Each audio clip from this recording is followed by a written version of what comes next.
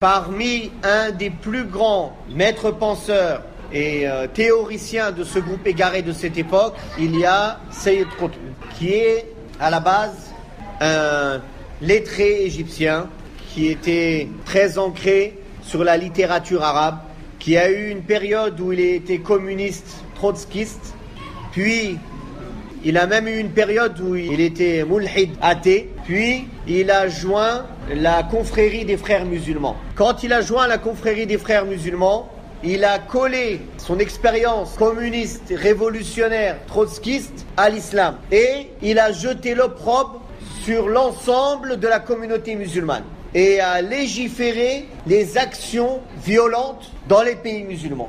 C'est comme ça que ça a commencé le terrorisme moderne.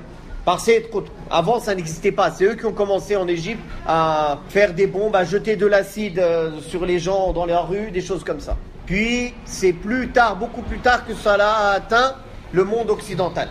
Mais dans le monde musulman, ils avaient déjà commencé depuis un moment. Sayyid Qutb est d'ailleurs celui qui a considéré toutes les mosquées comme des temples d'adoration du temps pré-islamique.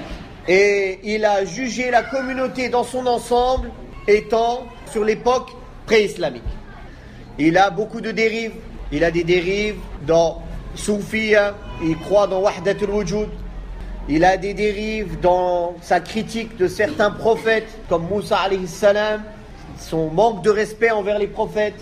Il a des dérives dans son manque de respect envers les compagnons du prophète sallallahu alayhi wa sallam. Donc en fait, c'est un bon lien entre le Khawarij et les chiites, parce qu'en fait, il est avec les deux. D'ailleurs, il y a des timbres et des pièces et des rues à l'effigie de Sayyid Qutb en Iran, parce qu'il a insulté certains compagnons du prophète sallallahu alayhi wa sallam.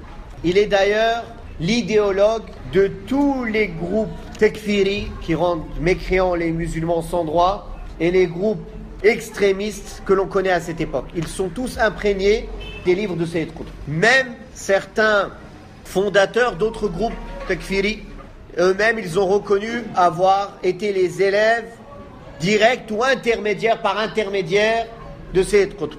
Comme par exemple Al-Maqdisi, qui est un maître penseur de ce mouvement tekfiri, des Khawarij de cette époque. Puis Al-Jawlani, etc., comme ceux qu'on voit aujourd'hui.